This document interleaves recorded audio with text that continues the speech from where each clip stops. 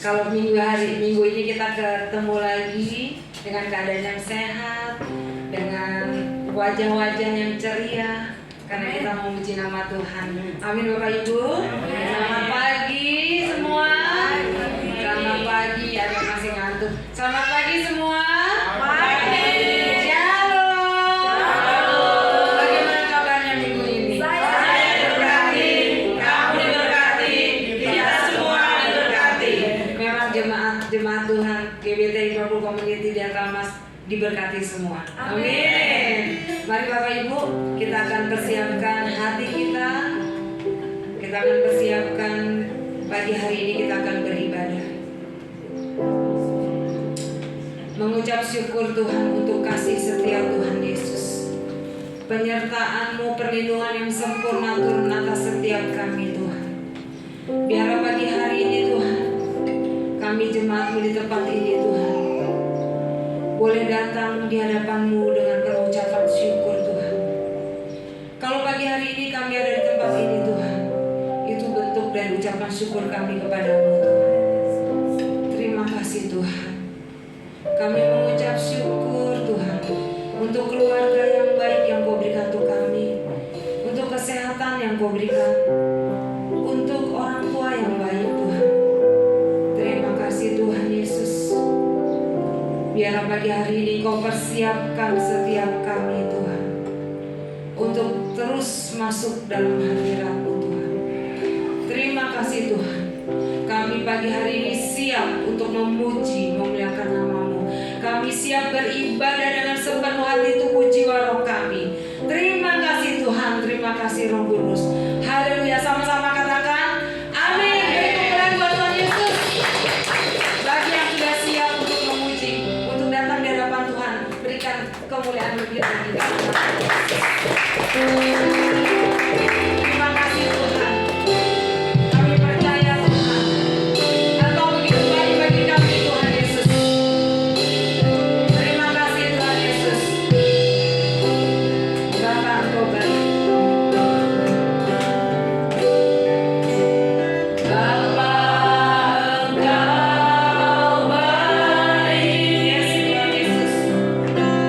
Bapa Engkau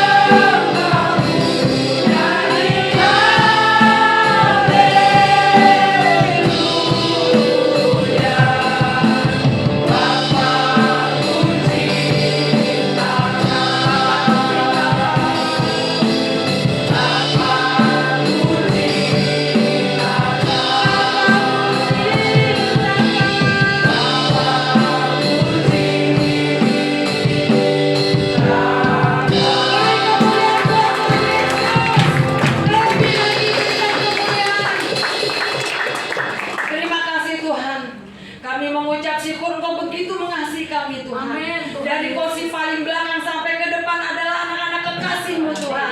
Terima kasih Tuhan. Terima kasih Roh Kudus, bukti kasih kami kepadamu Tuhan. Kami mau memuji, memuliakan, meninggikan nama-Mu Tuhan Yesus. Terima kasih Tuhan karena segala puji syukur hanya bagi-Mu Tuhan. Haleluya. Haleluya. Sama-sama katakan amin. Kita akan menangi bagi Tuhan. Segala puji syukur hanya bagi Tuhan. Haleluya. Bersoraklah bagi Tuhan.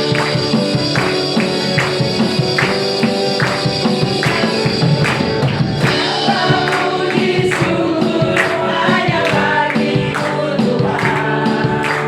Sebab Kau yang layak dipuja.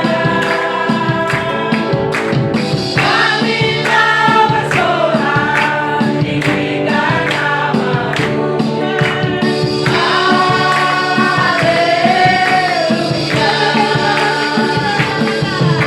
Segala puji syukur hanya bagi-Mu Tuhan. Sebab Kau yang layak dipuja. Kami mau bersorak, tinggikan nama-Mu Tuhan.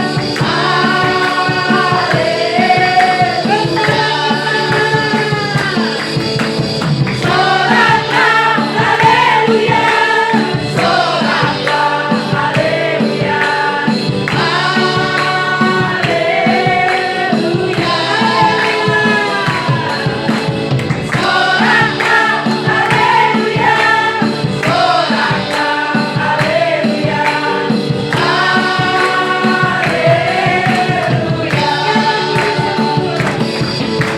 Segala puji syukur hanya bagi-Mu Tuhan. Sebab Kau yang layak dipuja. Kami mau bersorak, tinggikan nama-Mu Tuhan.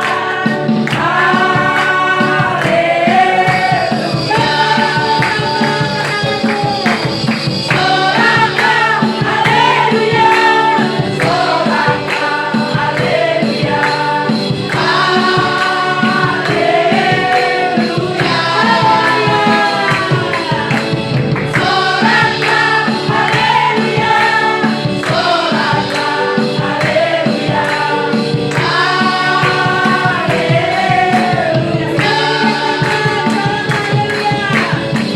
Soraklah, haleluya. Soraklah, haleluya.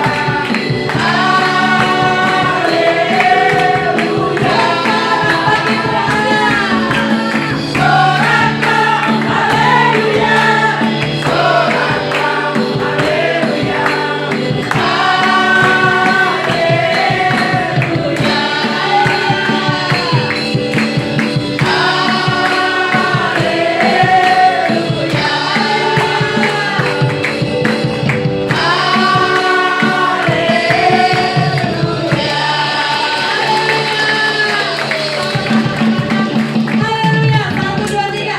Haleluya. 1, 2, 3. Haleluya. Kalau kita bersorak di tempat ini, Tuhan tergetar di surga. Mendengarkan doa-doa kita. Amin Bapak Ibu. Amin. Tetap dalam hadirat Tuhan. Saya menutup untuk duduk kembali. Kita akan siapkan hati kita lebih lagi di hadapan Tuhan. Kita akan mempersiapkan hati tubuh jiwa roh kita. Tetap dalam hadirat Tuhan. Bagaimanapun keadaan kita, Tuhan tahu pertolongan Tuhan itu tepat pada waktunya. Apapun keadaan kita, apapun yang terjadi, andalkan Tuhan, libatkan Tuhan. Terima kasih Tuhan Yesus. Apapun yang terjadi,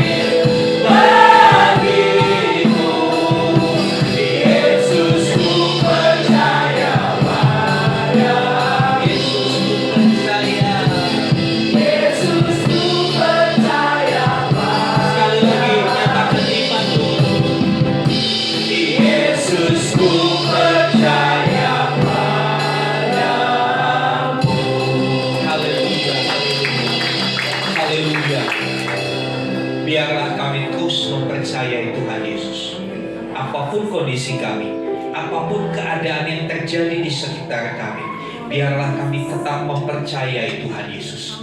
Karena Engkaulah satu-satunya yang kami percaya. Engkau satu-satunya yang dapat kami andalkan. Ketika semua meninggalkan kami, ketika semua berpaling, ketika semua memburu, kasih setiamu tetap untuk setiap kami.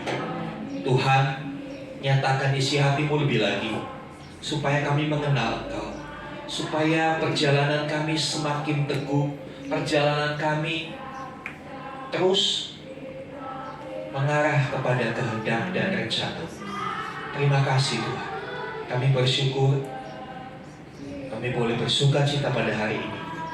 Berkati saudara-saudara kami yang sudah melayani kami dalam ujian penyembahan. Kiranya apa yang mereka lakukan di hadapan Tuhan tidak menjadi sia-sia. Tuhan tambah-tambahkan talenta, Tuhan tambah-tambahkan berkat. Terima kasih Bapak. Dalam nama Tuhan Yesus kami berdoa. Haleluya. Amin. Amin. Silakan duduk saudara yang dikasih Tuhan. Ya, terima kasih untuk presentasi. Ya, jangan dimunculkan. Ya, saudara.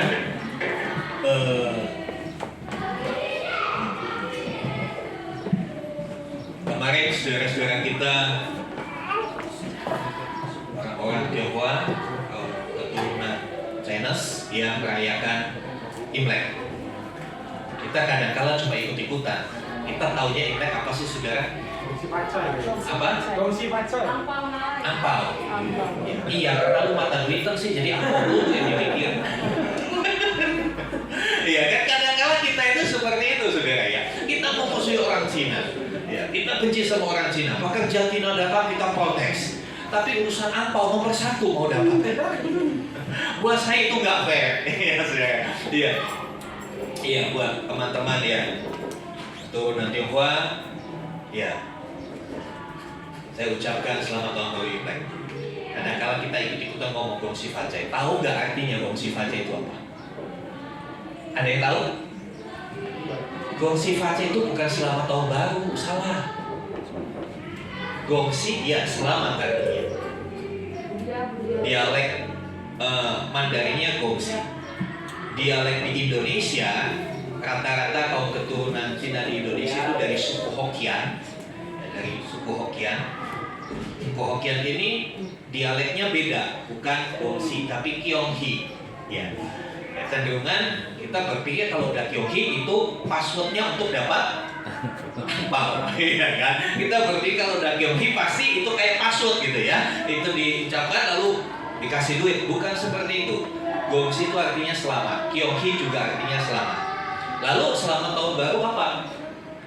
Sinan Kuai Le. Tulisnya XIN Sin Nian Kuai Le. Itu selamat tahun baru. Gongsi facai itu artinya selamat kamu diberkati. Ucapan berkat gongsi facai itu. Karena perayaan Imlek tahun baru dalam penanggalan Cina itu bertepatan dengan musim semi di sana. Musim semi di sana. Ya, jadi mereka saling mengucapkan, saling mendoakan supaya apa yang mereka tanam di musim semi itu bisa menghasilkan nanti, bisa panennya bagus. Jadi satu tradisi yang baik, suatu filsafat yang baik dari mereka yang kadang-kala disalahartikan di dunia sekarang ya seperti tadi yang dipikir kalau sudah Imlek urusannya pasti dengan angpau. Angpau itu apa sih saudara? Angpau itu artinya amplop merah. Jadi kalau saya kasih nanti saudara angpau, saudara buka kosong, jangan marah karena angpau itu artinya amplop merah. Ya, kalau untuk orang meninggal itu sebutannya bukan angpau. Kita dan rumah duka itu ngasihnya namanya pekpau. Pekpau itu amplop putih. Kalau untuk kedukaan kasihnya amplop putih. Cuma kita kalau identiknya orang Indonesia kalau udah berurusan dengan angpau itu urusannya dengan nah, itu dia. Jujur kita harus akui kita terlalu mata duitan. duit terus ya. Bahkan kereta api di Indonesia pun bunyinya duit susah.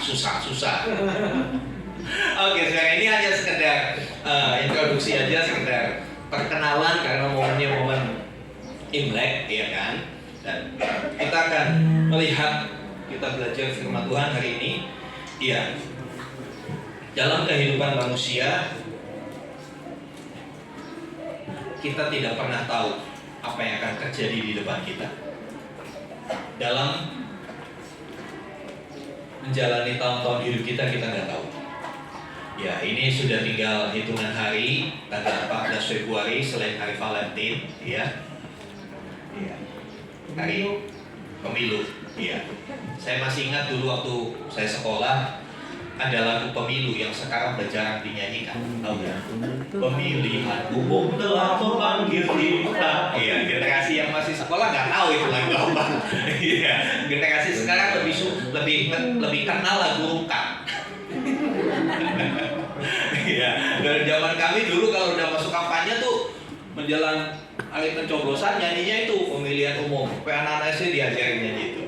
Ya, tapi kita nggak tahu nanti seperti apa jadinya. Tapi satu hal kita mau belajar, satu kebenaran di dalam Mazmur 119 ayat 105, firman-Mu itu pelita bagi kakiku, terang bagi jalanku. Next.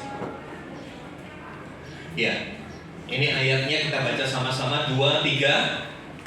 Firman-Mu itu pelita bagi kakiku dan terang bagi jalanku. Ayat ini sudah terlalu sering kita ucapkan, sudah familiar, ada lagunya juga, ya kan? Ada lagunya, tapi kadangkala karena sudah terlalu sering itu lepas dari perenungan kita. Kadangkala itu kita abaikan, ya udah biasa, ya udah memang begitu, tanpa kita mencoba menghayati lagi maknanya apa sih, apa penerapannya dalam hidup kita. Kata-kata mutiara itu memang bagus, enak didengar, ya, tapi akan lebih bermanfaat apabila kata-kata mutiara, kebenaran-kebenaran firman Tuhan itu bisa kita terapkan dalam hidup sehari-hari. Ya. Waktu SD kita selalu dikatakan, ya, hemat pangkal kaya. Dilakukan enggak? Jadi kalau sekarang orang berpikir, tanya, kok saya nggak kaya-kaya ya? Ya udah, nggak usah ke firman Tuhan dulu deh, ke pepatah itu. Udah hemat belum? Kan begitu, ya kan? Udah hemat belum? Ya. Pepatah dulu, rajin pangkal pandai. Ya, sekarang udah berubah. Ya, saya kan ngajar anak kelas. Tenang Pak, soal yang susah bisa diatasi dengan ChatGPT, dengan artificial intelligence, tinggal ketik aja nanti muncul jawabannya. Jadi makin lama manusia itu makin tergantung dengan benda ini, ya kan? Kadang-kala Tuhan sudah kasih otak aja nggak dikembangkan, sudah kasih otak, kasih pikiran, nggak bisa dikembangkan, disimpan karena ada teknologi. Manusia mencari sesuatu yang gampang, yang simple. Kadangkala hal yang ayat yang simple seperti ini, ya ini nggak terlalu perlu penafsiran yang ribet-ribet, sudah kelihatan. Tapi kadangkala kita tidak mempraktekkan dalam kehidupan sehari-hari. Next. Ya, saya awali dengan melihat realita tentang kehidupan manusia. Ya, apa kata firman Tuhan tentang realita kenyataan hidup manusia? Yang pertama, di dalam Roma 3:23 dikatakan karena semua orang telah berbuat dosa dan telah kehilangan kemuliaan Allah. Ada yang berani membantah ayat ini? Itu ayat gak benar, buktinya saya gak berdosa. Ada yang berani begitu? Pada saat saudara berkata saya tidak berdosa, saat itulah kau sedang melakukan dosa. Paling tidak ada 2 dosa yang kau lakukan ketika kau berkata saya tidak berdosa. Yang pertama, berbohong, ya kan? Yang kedua, menyombongkan diri. Jadi ketika saudara berkata saya nggak pernah berbuat dosa, saudara saat ngomong itu udah kena dua pasal, ya kan? Yang satu saudara berbohong, yang kedua saudara sedang menyombongkan diri. Ini satu kenyataan, satu realita dalam kehidupan manusia. Ya, di semua agama akan mengakui hal ini. Semua orang telah berbuat dosa. Saudara yang dikasih Tuhan, selanjutnya, ya. 1 Yohanes 5:19 ya, dikatakan kita tahu bahwa kita berasal dari Allah Siapa kita? Orang yang percaya pada Tuhan Yesus. Amin. Yang percaya pada Tuhan Yesus dari Allah. Ya, kita dilahirkan kembali, bukan secara fisik, tapi secara roh, di mana roh kita kembali bisa bersekutu, roh kita kembali punya kerinduan untuk ketemu Tuhan. Ya, lalu saudara bertanya, kok si A gak datang ya hari ini? Katanya rohnya udah diperbarui, selalu rindu dengan Allah. Kok si A gak datang? Kalau ditanya sama yang gak datang, sebetulnya dia juga rindu, cuma dia mengabaikan kerinduan itu. Udahlah, minggu depan aja, kan begitu. Minggu depan juga masih ada hari Minggu kok. Minggu depan masih ada hari Minggu. Karena siapa yang lahir dari Allah selalu merindukan. Ya, sama seperti kita lahir dari ayah dan ibu kita. Rata-rata di sini kan perantau semua, betul kan? Perantau semua. Ada yang asli orang Betawi, Bekasi. Ya, kita semua rata-rata perantau. Pasti kita merindukan orang tua kita. Ya, entah kalau ketemu ribut terus, kadang-kadang ada begitu sudah. Kalau jauh dirindukan, kalau ketemu ribut terus, berantem terus. Tapi kerinduan itu akan selalu ada, nggak bisa kita buang. Ya, karena apa? Ada gennya orang tua, ada DNA-nya orang tua di dalam diri kita. Itu yang membuat kita terhubung. Demikian orang-orang yang percaya kepada Kristus. Sejak kita mengaku percaya, mengambil keputusan untuk mempercayai Tuhan Yesus, saat itulah ada benih ilahi. Firman Tuhan katakan, Tuhan Petrus, ada benih ilahi. Ada genetiknya Allah, ada DNA-nya Allah dalam hidup kita. Itu yang membuat kita terhubung. Kita terhubung dengan Tuhan, terhubung dengan Allah, yang akhirnya memunculkan kerinduan. Cuma kadangkala kerinduannya itu terkalahkan oleh keinginan-keinginan dunia. Kerinduannya itu dikalahkan oleh tawaran-tawaran dunia, godaan-godaan dunia. Saudara dikasih Tuhan. Kita berasal dari Allah dan seluruh dunia berada di bawah kekuasaan si jahat. Kenyataannya kita yang dari Allah masih tinggal di dunia. Kita masih tinggal di dunia, di mana keadaan dunia adalah di bawah kuasa si jahat. Jadi jangan heran ketika kita melihat lingkungan kita makin jahat, makin cuek, makin gak peduli, makin egois. Ya karena dunia dikuasai si jahat yang berkuasa atas dunia ini. Sehingga muncul istilah maju tak gentar, membela yang bayar. Maju tak gentar, membela yang bayar. Kebenaran bisa dikalahkan oleh bayaran. Kebenaran seringkali dikalahkan oleh bayaran. Memang di dunia ada pengadilan, tapi kadangkala di pengadilan itulah banyak kita temukan ketidakadilan. Saudara dikasih Tuhan, inilah kondisi, inilah kenyataan dunia di mana saudara dan saya hidup. Inilah tempat kita hidup seperti ini. Pertanyaannya, kita mau jadi sama dengan dunia atau kita mau tetap mengikuti DNA-nya Tuhan? Kan seperti itu. Kita mau terbawa dengan kondisi di dunia atau kita mau tetap teguh berpegang kepada benih? Dari mana kita berasal? Next. Ya, selanjutnya di dalam Yosua 24 ayat 15 ini satu pidato perpisahan dari Yosua. Siapa Yosua? Bukan anaknya Pak Riko tentunya. Yosua di sini berbeda, itu hanya sama nama. Yosua di sini adalah pengganti Musa memimpin bangsa Israel, seorang pemimpin besar di Israel. Dia yang membawa Israel akhirnya masuk ke tanah Kanaan, tanah yang dijanjikan Tuhan. Musa walaupun berhasil membawa mereka keluar dari negeri perbudakan, ya, miris sekali, menyedihkan sekali.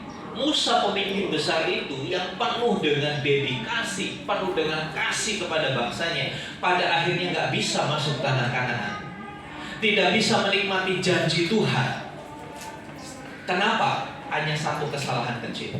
Apa kesalahan Musa? Apa? Suatu kali ketika mereka tidak ada air, kehausan, kekeringan di padang gurun, Mereka minta air, Musa datang kepada Tuhan. Tuhan bilang sama Musa, katakanlah kepada gunung batu itu, maka gunung itu akan mengeluarkan air. Yang dilakukan Musa apa? Pukul. Ya, pukulnya kencang banget ya. Ya. Harusnya ngomong, tapi tongkatnya dipakai buat keluar air enggak? Keluar. Tapi di hadapan Tuhan itu sebuah pelanggaran. Itu dinilai Tuhan sebagai tidak menghormati Tuhan. Sepele ya, apa sih Tuhan kok ribet banget? Toh hasil akhirnya sama-sama keluar. Saudara perhatikan, di dalam Tuhan, Tuhan itu nggak hanya melihat hasil akhir. Tuhan itu melihat proses dalam hidup kita. Banyak kali dunia ini hanya melihat hasilnya. Yang penting kan hasilnya. Enggak, Tuhan itu selalu melihat prosesnya. Tuhan suruh Musa berbicara saja, tapi Musa mukul. Berbicara plus mukul. Di situ kesalahan Musa. Kenapa dia sampai mukul? Kalau kita lihat ceritanya, Musa emosi, jengkel. Ini umatku ini, aduh, ribet banget sih. Wah, sungguh-sungguh terus. Akhirnya dia mukul. Itu yang saya jaga sebagai gembala supaya saya tidak bikin salah seperti Musa. Ketika saya menghadapi kondisi seperti Musa, saya udah lakukan ini, kenapa masalah begini aja digede-gedein? Karena kalau Musa juga seperti itu. Dan ini satu realita dalam sebuah kepemimpinan. Kenapa sih yang diribut itu masalah sakit hati lagi, galau lagi, ini itu, aduh. Ada omongan yang ditambah-tambah, ada omongan yang dikurangi. Saya menjaga untuk saya tidak menjadi emosi seperti Musa, karena saudara, Alkitab mengajar kepada kita, Musa kepemimpinannya berhasil. Satu kesalahan kecil, dia gak menikmati janji Tuhan. Masuk Kanaan pada waktu itu bukan berarti masuk surga, bukan. Tapi Kanaan itu pengertiannya menikmati janji-janji Tuhan. Musa akhirnya tidak bisa menikmati janji Tuhan. Dia cuma suruh lihatlah nanti ke sana bangsa mau akan masuk. Musa bilang, saya dong Tuhan, masuk enggak. Sampai Tuhan pernah, kalau saudara lihat di dalam Keluaran, Ulangan, Tuhan bilang jangan minta itu lagi. Tuhan sampai keras bilang, jangan minta itu lagi. Artinya sudah keputusan Tuhan, sudah ketetapan Tuhan, Musa tidak masuk. Hanya karena tidak bisa menjaga emosi. Yang masih suka emosian belajar dari Musa. Ya, renungan tiap pagi, saya kasih baca Alkitab rutin. Ketemu kasus itu, saya seperti dikejutkan. Jangan sampai hanya karena emosi sesaat janji Tuhan itu batal buat hidup kita. Sayang kan? Musa cuma bisa melihat, nggak bisa masuk. Yang melanjutkan adalah Yosua. Yosua juga begitu dalam memimpin bangsa Israel, karena bangsa Israel itu dikatakan Alkitab mereka tegar tengkuk, mereka bandel, mereka bangsa yang ngeyel, ngomongnya sendiri. Sampai pada akhirnya ketika Yosua sudah tua, ini yang dia sampaikan, pidato perpisahan Yosua. Yosua berkata, tetapi jika kamu anggap tidak baik untuk beribadah kepada Tuhan, pilihlah pada hari ini kepada siapa kamu akan beribadah. Allah yang kepadanya nenek moyangmu beribadah di seberang sungai Efrat, atau Allah orang Amori yang negerinya kamu diami ini. Tetapi aku dan seisi rumahku, kami akan beribadah kepada Tuhan. Saudara, hidup ini selalu diperhadapkan kepada pilihan. Waktu mau datang ke gereja aja saudara harus milih pakai baju apa, itu minimal, ya kan? Pilihan yang paling sederhana bangun pagi, pilihan pertama ke gereja apa enggak, ya kan? Udah lulus ke gereja. Lalu pilihan kedua, saya mau pakai baju apa. Hidup ini banyak pilihan. Ada pilihan-pilihan yang kelihatannya sepele, tidak mempengaruhi kehidupan, tapi ada pilihan-pilihan yang itu akan mempengaruhi keputusanmu dalam memilih, akan mempengaruhi hidupmu selanjutnya. Kalau keputusan untuk memilih baju apa itu tidak akan mempengaruhi kehidupanmu selanjutnya, tapi ada keputusan-keputusan ya yang bisa mempengaruhi.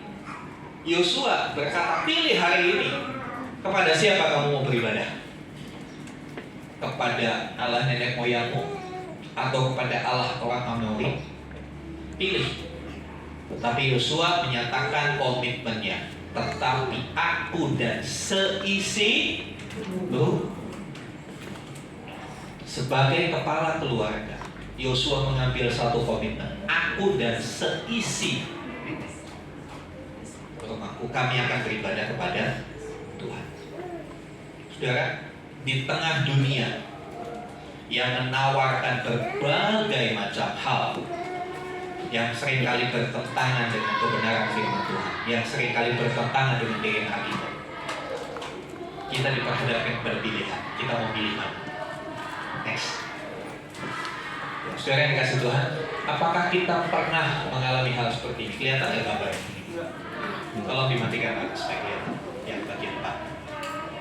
Ya, apa ini? Jalan yang gelap. Saudara pernah mengalami hal seperti ini? Sepertinya hidupmu gelap, gak tahu ke depan mau apa, mau ngapain. Ya. Mungkin hari-hari ini saudara sedang mengalami ini. Atau next, ya gini aja ya. Atau berada di seperti ini, di sebuah persimpangan, mau ke kanan atau ke kiri.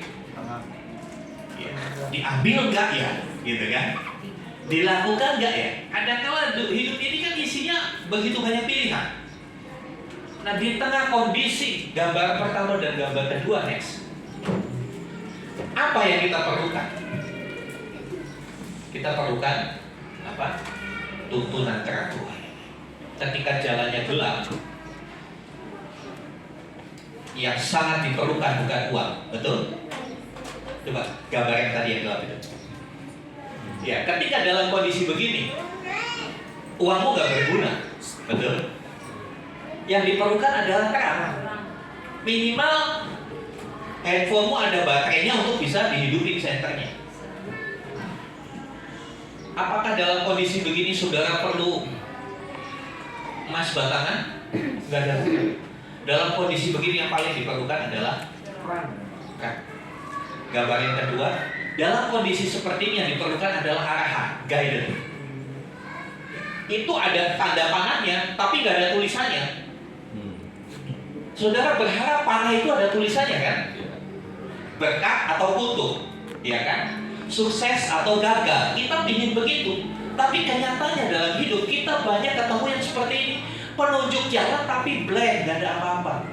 Berapa banyak kita mengalami hidup kita blank? Aduh, gimana ya Tuhan? Aduh, seperti apa? Next, yang diperlukan di sini adalah tuntunan terang Tuhan. Boleh dinyalakan tadi, bagus. Terima kasih. Ya, yang diperlukan adalah tuntunan terang Tuhan. Tuntunannya Tuhan itu nyata melalui firman-Nya. Sekali lagi, tuntunan Tuhan nyata melalui firman-Nya. Ada kelompok-kelompok Kristen yang selalu mencari tuntunan Tuhan, cari suara Tuhan.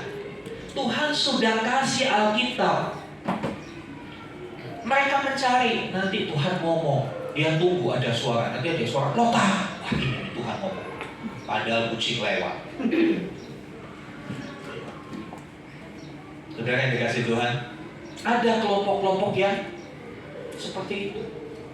Sehingga setiap ngomong, Tuhan bicara sama saya. Atau tunggu hamba Tuhan yang ngomong.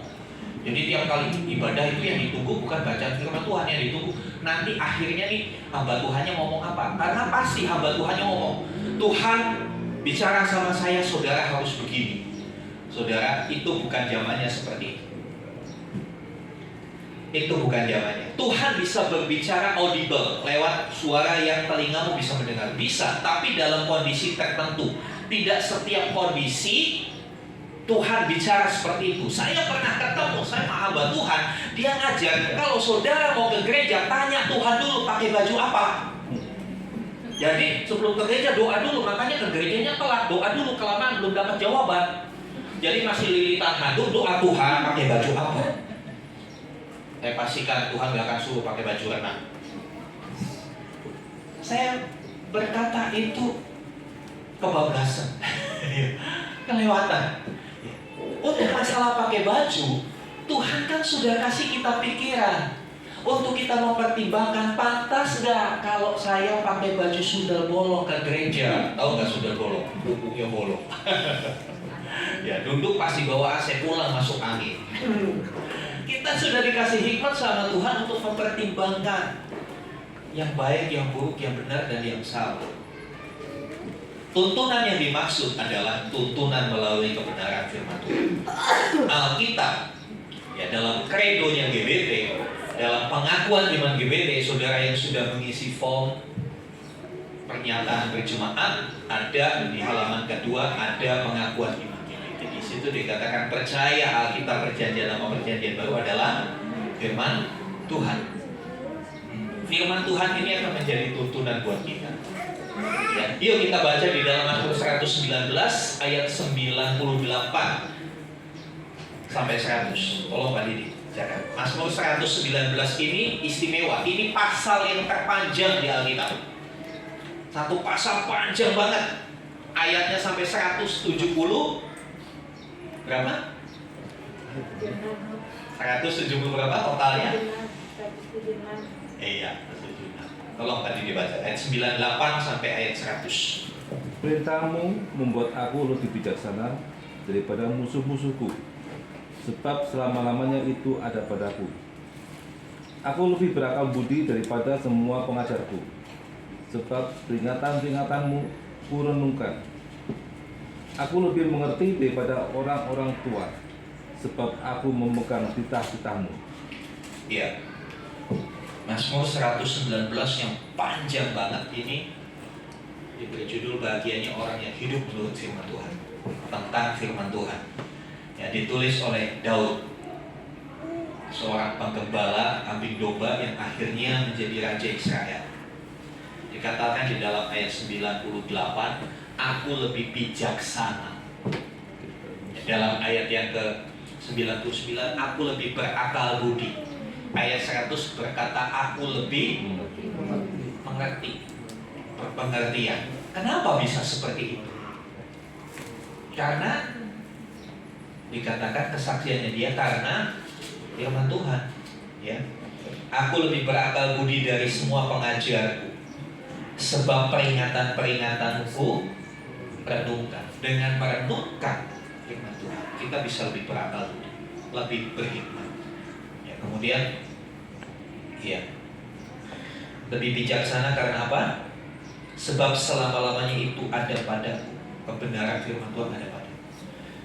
Ya, lebih mengerti dari orang tua. Kadangkala kita banyak kali di dunia itu belajar sama orang tua. Orang tua lebih banyak pengalaman. Ya, tidak salah, tetapi ada yang lebih daripada orang tua. Firman Tuhan.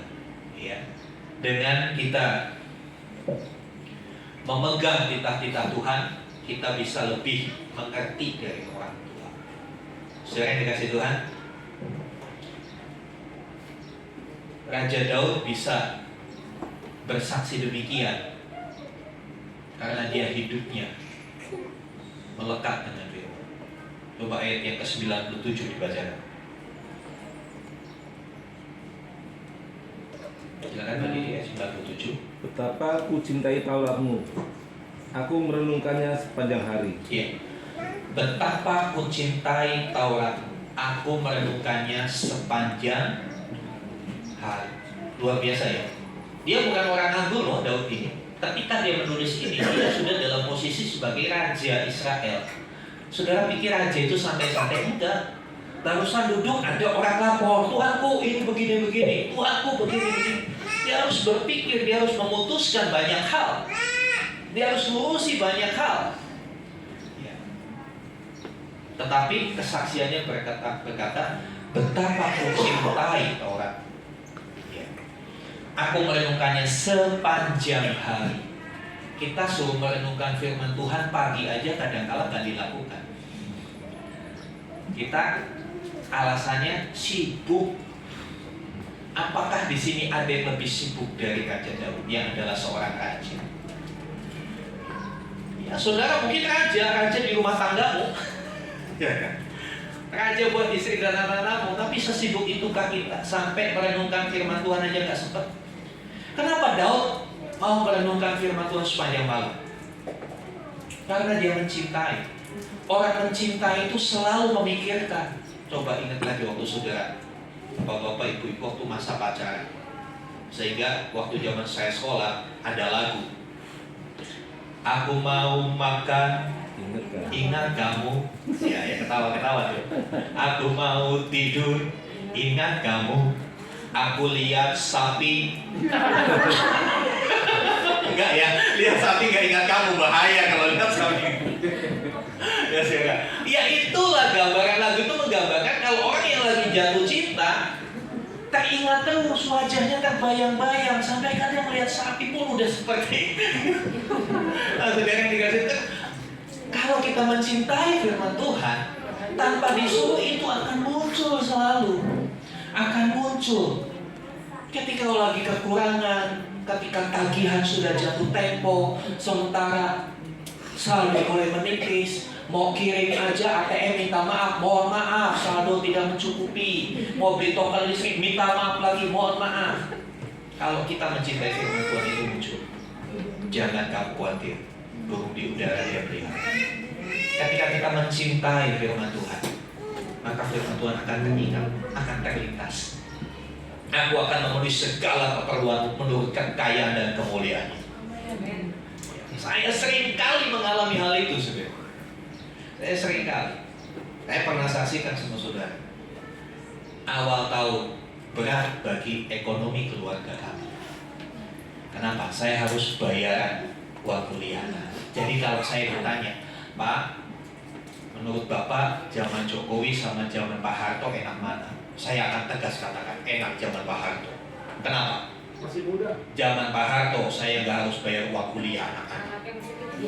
Karena anak saya belum kuliah waktu itu. Ini hanya joke saja sudah. Ya. Tapi selalu ketika kami berdua berdoa, Tuhan ingatkan. Tuhan ingatkan, Tuhan flashback. Apakah aku tidak pernah memelihara kamu? Apakah aku tidak pernah mencukupi? Pernahkah kau berkekurangan dalam melayani aku? Saya bilang, ya Tuhan, aku percaya. Ya Tuhan, ku percaya. Aku percaya. Lewati lembah air mata, aku percaya. Firman-Mu ya dan amin. Aku percaya. Kemenangan sudah Kau jamin. Aku percaya. Jangan cuma nyanyi ya saudara. Yakinkan itu dalam hati. Walaupun lewati lembah air mata, nangis iya, jangan pikir gembala nggak bisa nangis, saudara. Kami nangis juga di hadapan Tuhan. Cuma kan saya nangisnya nggak sama Bu Rini, nangis, Bu, jangan nggak bisa bayar kuliah. Saya kan nggak nangis begitu, boleh tanya Bu Rini, ya kan? Saya nangis sama Tuhan. Kenapa? Tuhan lebih kaya dari Bu Rini. Jangan pernah andalkan manusia, saudara. Amin. Kita punya Tuhan. Bukankah kita memanggilnya dengan sebutan Bapak? Bapak itu tahu kebutuhan anak-anak. Di sini banyak bapak-bapak. Kalau bapak-bapak lihat sepatu anakku sudah kayak buaya, pasti dibeliin, ya kan? Ya, pasti dibeli. Minimal kalau ukurannya sama udah pakai sepatu papa aja, kan gitu. Saudara dikasih Tuhan. Ketika kami di tengah lembah air mata, kami memutuskan, kami memilih untuk tetap mempercayai Tuhan. Walaupun tawaran pelet terbanyak, walaupun tawaran bunga rendah banyak, yang hanya sekedar foto KTP sudah langsung masuk ke rekening, saya tidak tergiur dengan itu. Saya lebih mempercayai Tuhan. Tuhan itu kalau ngasih, nggak pakai bunga Tuhan. Dan nyatanya, ya kami mengalami lembah air mata. Saya pernah rekening m-banking saya tinggal Rp10.621. Cuma saya nggak screenshot aja. Ketika dalam seperti itu, firman itu menguatkan, firman itu memberi tuntunan. Sehingga ketika kita punya tuntunan, kita tidak gelap mata. Next, kita tidak gelap mata. Ya, dikatakan ayat tadi, firman-Mu itu pelita bagi kakiku dan terang bagi jalan. Firman itu menuntun. Gelap, waktu itu saya gelap ketika rekening 10.000, sementara tagihan saya 12,3. Itu diubah kayak apapun gak akan. Dunia menawarkan pakai Indodana, ya kan? Pakai ini aplikasi-aplikasi pinjaman online yang begitu mudah. Dalam kondisi saldo tinggal 10.000, ya. Ada yang telepon ke saya. Ada yang telepon. Saya selalu angkat karena kalau ada orang yang kita layani ganti nomor, telepon, perlu pertolongan, perlu didoakan. Saya angkat, mbak, Pak, nomor Anda sekian-sekian dapat, ya, dari apa gitu, aplikasi pinjaman begitu, dapat saldo 15 juta dengan bunga minimal. Wah, itu kalau nggak saya mencintai Torah Tuhan, saya ambil. Kenapa? Tinggal hitungan hari harus bayar. Dapat dari mana, saudara? Ya kan? Sementara di bulan Januari anak kelas itu baru masuk itu pertengahan, dan mereka masih belum pada bayar. Tapi firman Tuhan itu menerangi. Ketika gelap, ditawari begitu akan ikut. Ya sudah, orang gampang. Tinggal saya bilang iya boleh, udah langsung dikirim sama dia. Udah langsung dikirim karena nomor handphone saya udah kedetek, ya kan? Tapi saya memilih untuk mentaati firman Tuhan. Kalau kita taat sama firman Tuhan tuh gak ada efek samping, tuh, aman.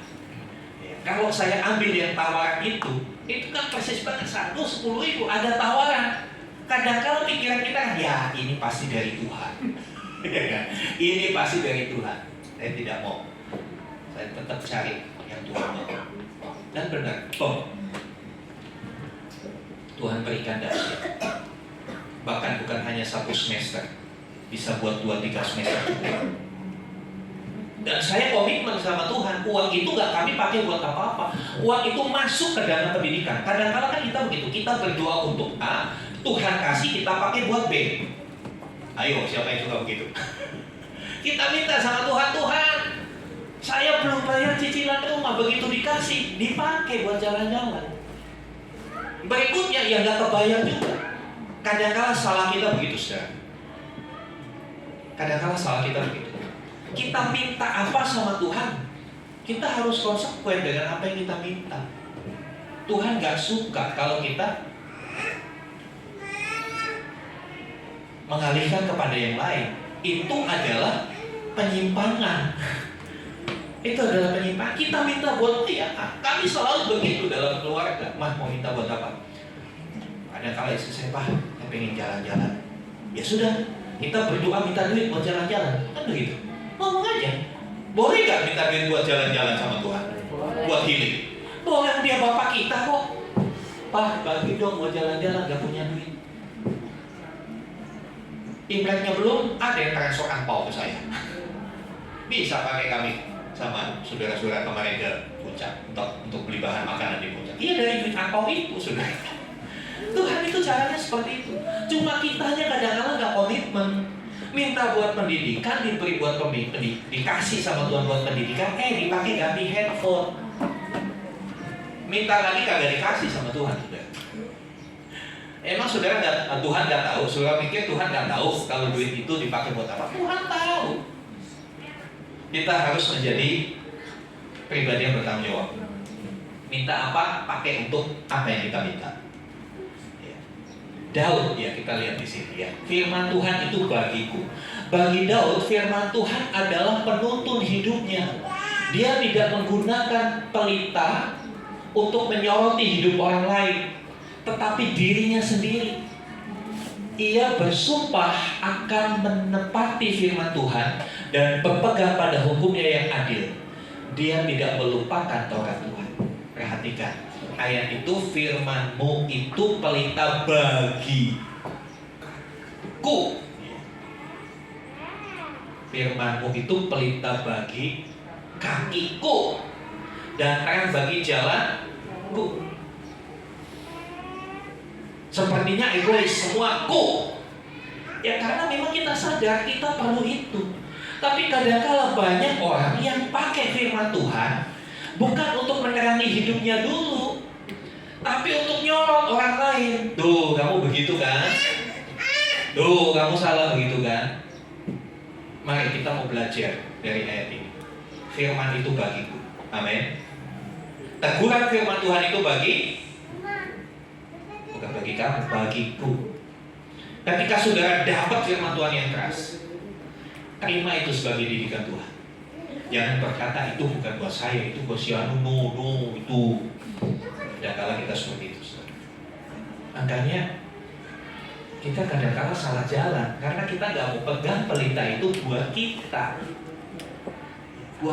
tapi kita sibuk nyorotin orang lain.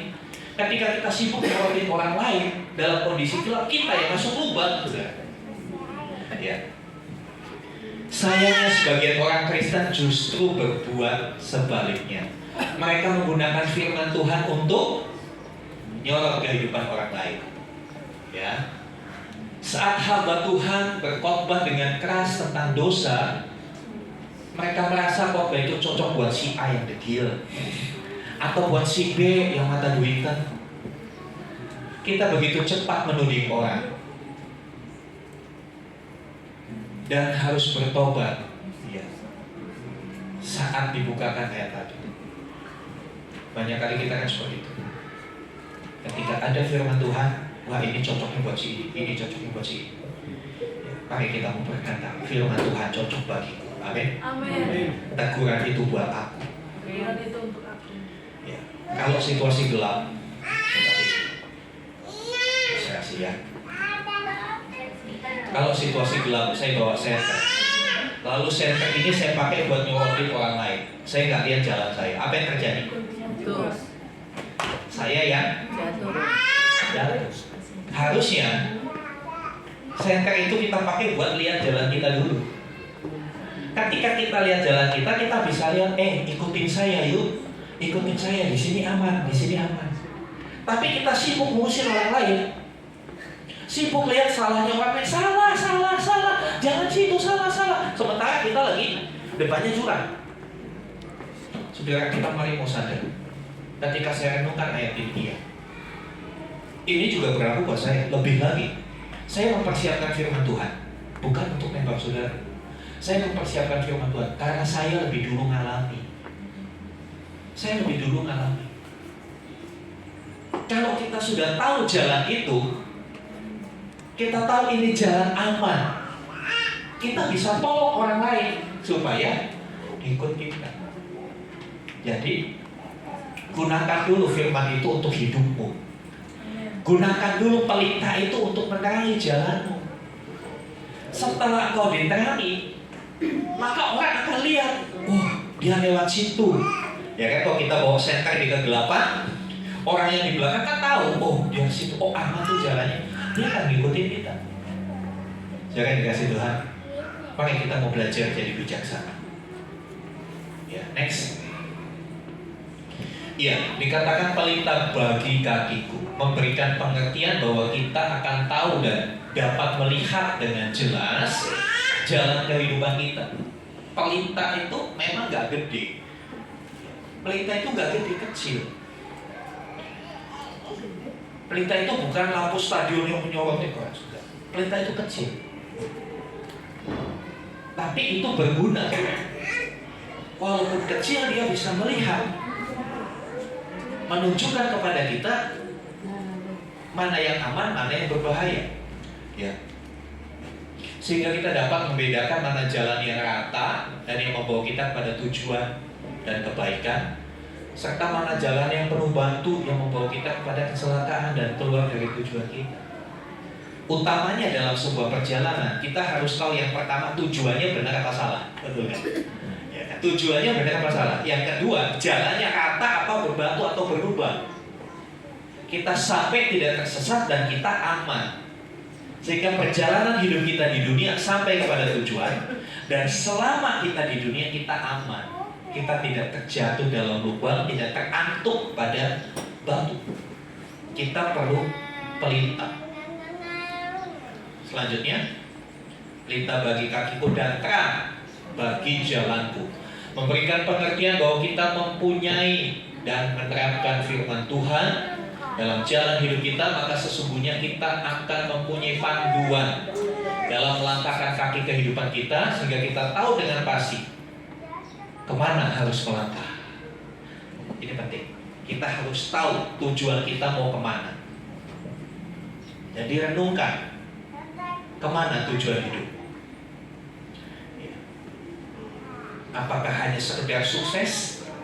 Apakah hanya sekedar kaya? Untuk itukah kita diciptakan Tuhan? Ya, sesungguhnya saudara dan saya diciptakan Tuhan untuk menjadi duplikatnya Tuhan Yesus. Untuk menjadi duplikatnya Tuhan Yesus, supaya orang melihat Kristus yang hidup dalam diri kita. Duplikatnya Tuhan Yesus artinya apa? Kalau Tuhan Yesus juru selamat, bukan berarti kita juru selamat. Kita bisa memperkenalkan orang kepada juru selamat, seperti itu. Sudahkah kita memperkenalkan orang-orang di sekitar kita kepada juru selamat? Ayo, mulai perkenalkan orang di sekitar yang masih dalam kegelapan kepada juru selamat. Bukan kita yang menyelamatkan, ya kan? Tugas kita memperkenalkan saja. Kadang-kala untuk hal-hal yang di dunia kan kita suka promo, betul kan? Kalau saudara makan pecel ayam enak, saudara akan bilang, oh pecel ayam paling enak di daerah sini itu. Yang tendanya biru, tendanya agak bocor, tapi enak. Oh, ada tendanya agak bocor, kalau enak direkomendasikan gitu kan. Pernahkah kita merekomendasikan Tuhan Yesus pada orang?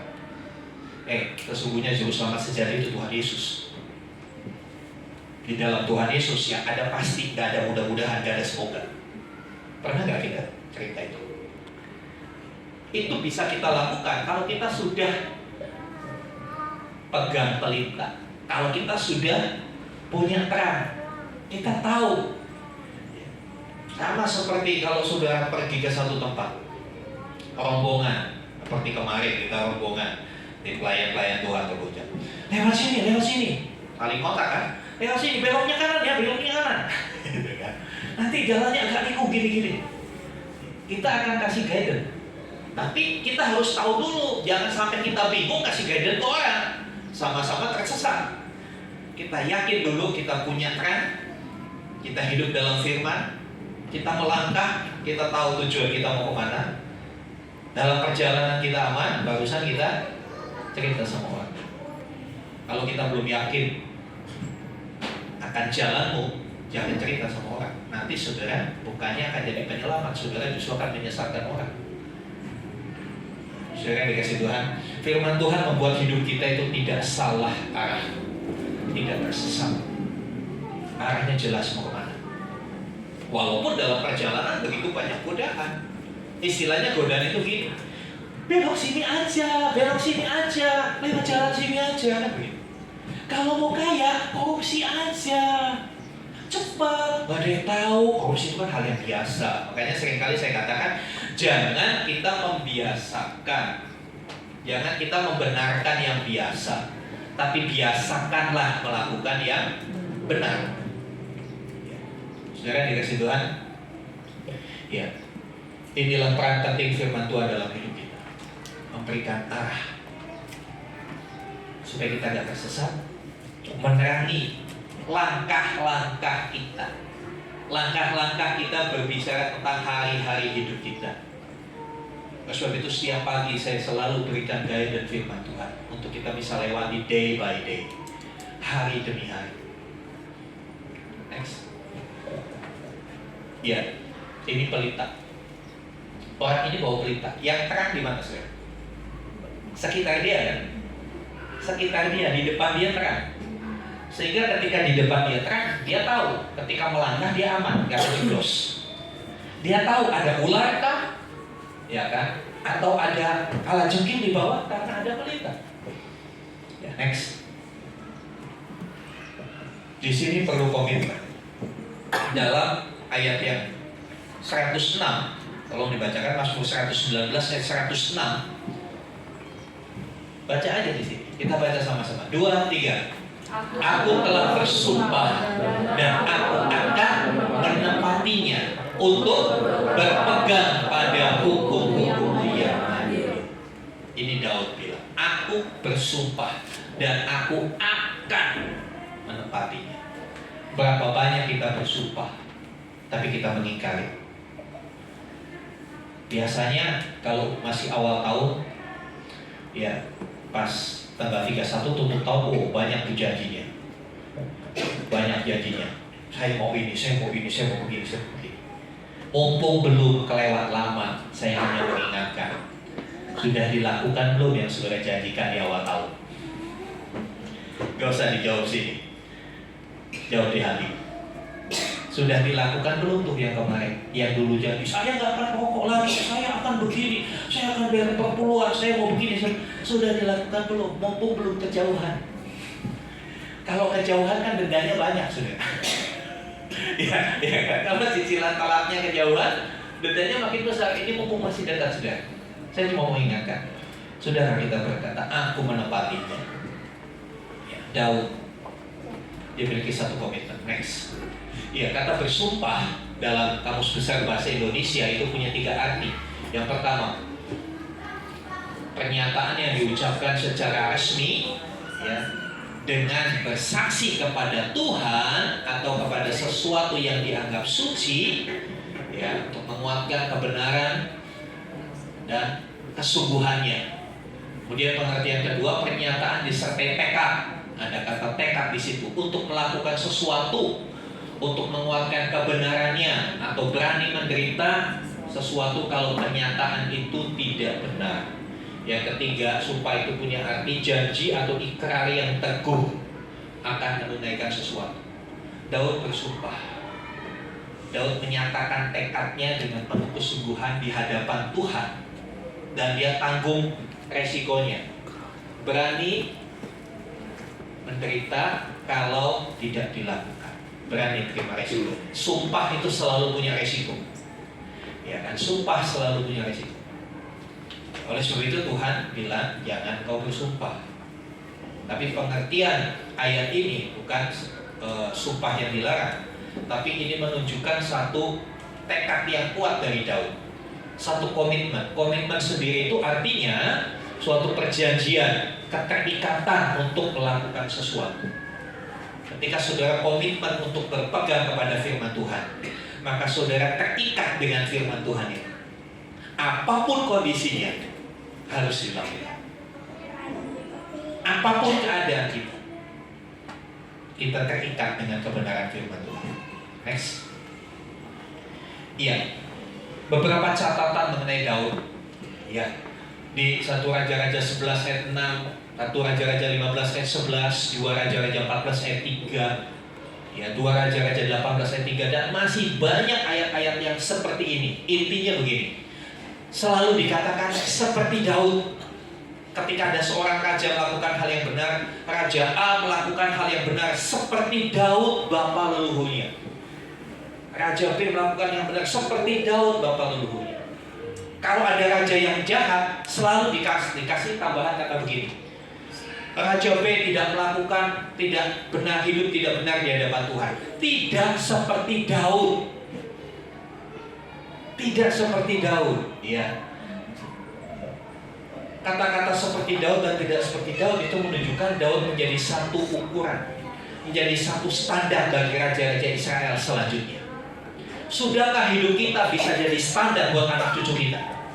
Sudahkah hidup kita sudah jadi patokan buat anak cucu kita? Gak seperti bapaknya hidup benar. Ketika kita sudah tidak ada, apa legacy yang kita tinggalkan? Apa warisan yang kita tinggalkan? Ketika Daud sudah meninggal, warisan ini yang dia tinggalkan buat anak cucunya, bahkan bagi bangsanya. Hidupnya Daud, ketaatannya dia akan firman, dijadikan satu patokan. Ukurannya ini harus seperti ini. Luar biasa sekali. Maukah hidup kita jadi patokan buat anak cucu kita? Sehingga ketika nanti kita sudah tidak ada, orang berkata, wah anaknya Bapak A hidupnya seperti Bapak A. Wah anaknya Pak Riko hidupnya taat kepada Tuhan seperti ayahnya. Wah, itu legasi yang kita tinggalkan. Dan itu bahagia sekali kalau kita bisa seperti itu. Kalau hidup kita bisa dijadikan patokan bagi anak cucu kita. Kita akan berdampak seperti Daud berdampak buat seluruh bangsanya. Sampai hari ini hidup Daud masih berdampak. Kalau saudara berkesempatan ke Israel nanti, tanya sama orang Israel, how about Daud? Mereka akan cerita panjang lebar tentang Daud. Karena apa? Hidupnya memegang firman Tuhan, melaksanakannya dengan setia.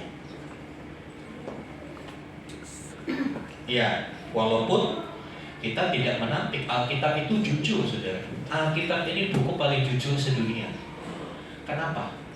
Daud salah ditulis, betul ya. Kalau kita baca buku-buku biografi orang lain, kalau salah ditutupi, yang diceritakan yang baik-baik aja. Tapi Alkitab ini apa adanya. Selevel Daud salah disebut.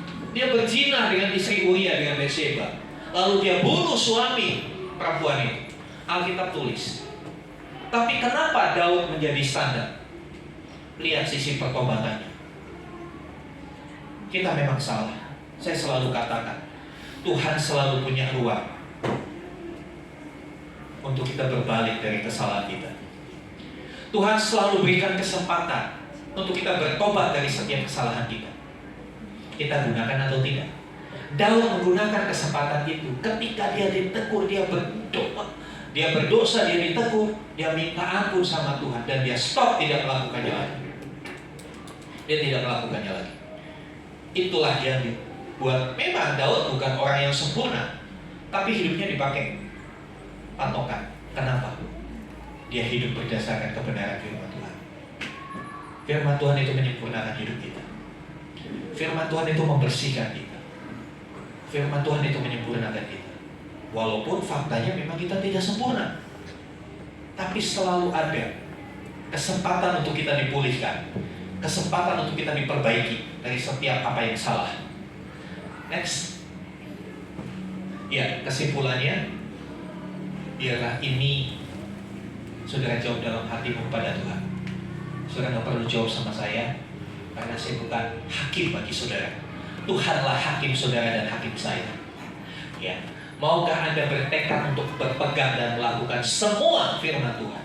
Kadang-kala orang menghapus kata semua, memegang firman Tuhannya yang enak-enak aja. Ketika firman Tuhan berkata, ya,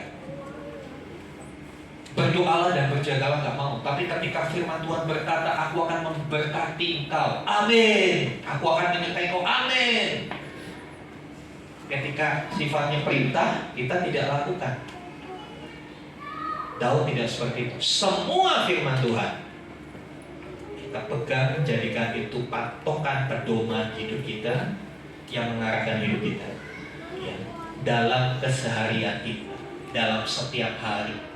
Bukan hanya kalau di gereja, bukan hanya kalau lagi retret, tapi dalam setiap hari, dimanapun kita berada, di tempat pekerjaan, di tempat tidak ada orang yang tahu ketika kau berbuat dosa, apakah kau tetap berpegang teguh pada firman?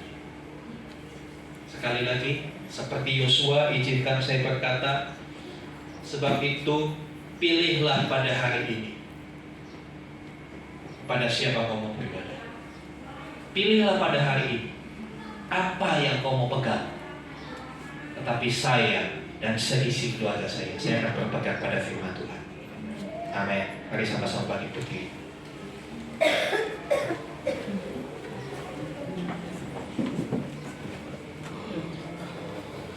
Kedudukan firman Tuhan harus kita tempatkan lebih tinggi dari tradisi. Saya udah presentasi. Kedudukan firman Tuhan harus kita tempatkan lebih tinggi dari tradisi, lebih tinggi dari budaya. Karena apa? Kalau budaya atau tradisi itu yang menciptakan manusia, padahal manusia sendiri ciptaan Tuhan. Jadi firman Tuhan posisinya harus lebih berotoritas dari budaya, dari tradisi. Ada tradisi-tradisi yang sesuai dengan firman Tuhan. Tapi ingat, kita juga harus bijak. Ada tradisi-tradisi yang sudah menyimpang dari firman Tuhan. Haleluya. Oke, kita bagi kaki. Kita nyanyikan ayat ini.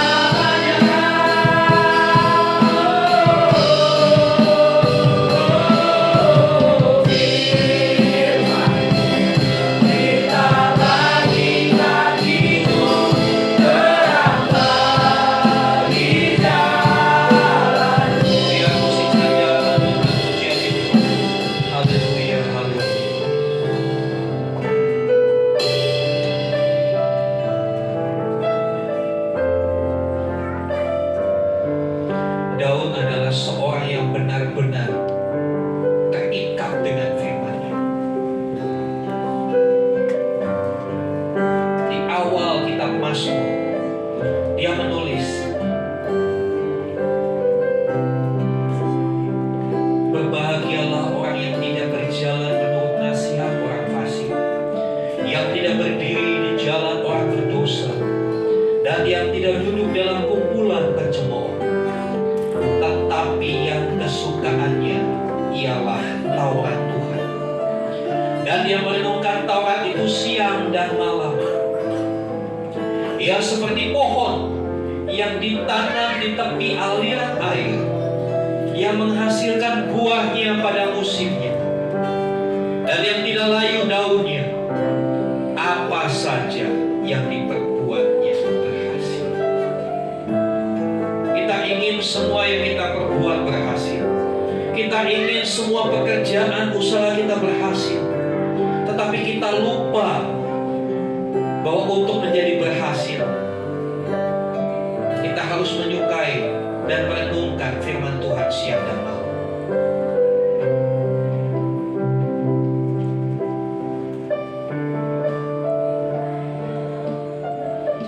Ketika Yosua menerima kepemimpinan atas bangsa Israel dari Musa,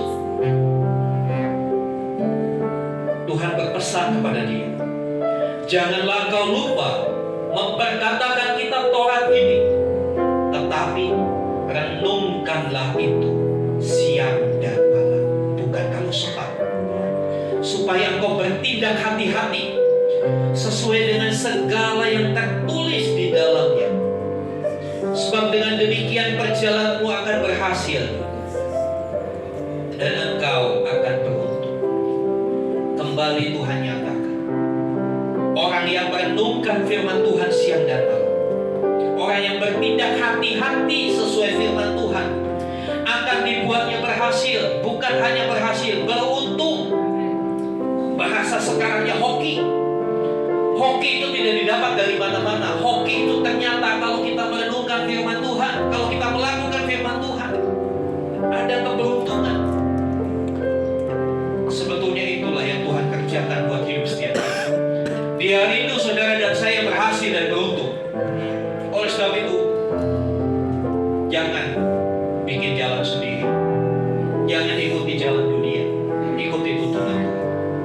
Saudara yang rindu hidup terikat, siapa yang rindu bersumpah untuk memegang teguh firman Tuhan dan melakukannya, saudara boleh angkat tangan sambil naikkan pujian ini. Firman. Haleluya.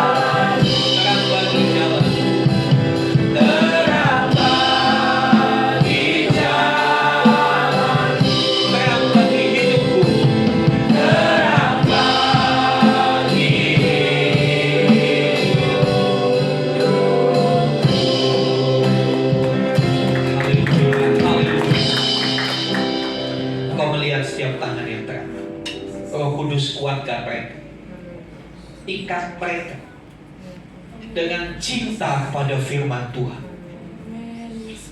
Biar mereka bisa merenungkan itu, mengingat itu, membicarakannya, dan itu menjadi darah dan daging dalam hidup mereka. Biar jemaat Tuhan GBT Faithful to Community boleh menjadi orang yang berjalan di dalam terangnya Tuhan. Tuntunan firman-Mu kami perlukan Tuhan. Kami perlukan tuntunan. Beri kami hati yang taat untuk kami boleh mengikuti tuntunan itu. Karena kami tahu Tuhan ingin setiap kami berhasil dan beruntung. Ketika kami melakukan kebenaran firman Tuhan, maka kemalangan akan dijauhkan dari kami. Kerugian akan dijauhkan dari kami. Ketika kami hidup seperti yang dinyatakan oleh firman, kami akan melihat pintu-pintu akan terbuka. Kami akan melihat pertolongan akan nyata dalam hidup kami. hanya seketika saja kami harus melewati lembah air mata. Tapi kami tidak takut, karena Tuhan ada di samping kami. Firman-Mu yang menguatkan, Firman-Mu yang meneduhkan, Firman-Mu yang menghibur kami. Terima kasih Tuhan. Biarlah setiap kami punya pengalaman dalam firman, dan biarlah kami menghidupi firman itu dalam hidup kami. Terima kasih Bapa. Dalam nama Tuhan Yesus kami berdoa. Haleluya. Amin. Amin. Silakan. Pada saat dalam doa, terima kasih Bapa, terima kasih Yesus untuk firman-Mu Tuhan pagi ini yang boleh kami dengar Tuhan. Kami yakin dan percaya Tuhan, firman-Mu adalah pelita bagi setiap jalan kami Tuhan. Kami yakin dan percaya Tuhan, firman-Mu yang kami dengar Tuhan tidak akan sia-sia Tuhan. Tuhan, bila kami sebentar sudah mengulurkan tangan kami untuk memberikan sebagian daripada apa yang kami terima Tuhan, Tuhan, Engkau berkati setiap persembahan kami Tuhan. Engkau berkati Tuhan kami semua yang ada di tempat ini Tuhan. Engkau pakai Tuhan persembahan kami yang tidak seberapa ini Tuhan untuk pekerjaan-Mu Tuhan. Terima kasih Bapa, terima kasih Yesus, terpujilah nama-Mu. Dalam nama Tuhan kami Yesus Kristus kami berdoa dan mengucap syukur. Haleluya. Amin. Bersama dalam hati. Bapa yang baik, Bapa yang penuh kasih, inilah kami Bapa, anak-anak-Mu yang merindukan kasih Bapa. Biarlah kami di minggu pagi hari ini sudah mendengarkan renungan firman-Mu. Sebelumnya kami dari tempat ini, kami merenungkan firman-Mu di rumah kami masing-masing, agar kami Bapa menjadi anak-anak yang berdampak di hadapan dunia ini. Terima kasih Bapa untuk semua apa yang sudah Engkau berikan kepada kami, berkat kesehatan yang Kau curahkan di dalam minggu-minggu ini Bapa. Kami mengucap syukur di hadapan-Mu Bapa. Terima kasih Bapa untuk ke depan harinya di dalam pemilu ini Bapa. Kami bersepakat Bapa untuk berdoa, siapapun nanti yang terpilih Bapa menjadi pemimpin negara kami ini, biarlah itu menjadi pemimpin yang takut akan Engkau Bapa. Begitu juga Bapa dengan setiap pergumulan Bapa wajah kami ini ke depannya Bapa, di dalam tempat ini Bapa, apapun itu Bapa, curahkanlah Bapa berkat-Mu Bapa. Kami yakin Bapa Engkau akan memberikan kerajaan yang lebih lagi untuk kedepannya, untuk mencukupkan kualitas ibadah kami ini Bapa. Biarlah Bapa pelayan-pelayan-Mu yang setia melayani-Mu mendapatkan berkat yang lebih banyak lagi Bapa. Kami juga berdoa untuk Bu Mesilah yang dalam pemulihan Bapa. Berkati Bapa, biarlah beliau datang ke tempat ini merindukan firman-Mu Bapa, dan kami bersama-sama mendengarkannya Bapa. Begitu juga Bapa dengan orang tua kami yang akan pulang ke Medan Bapa hari Senin nanti Bapa.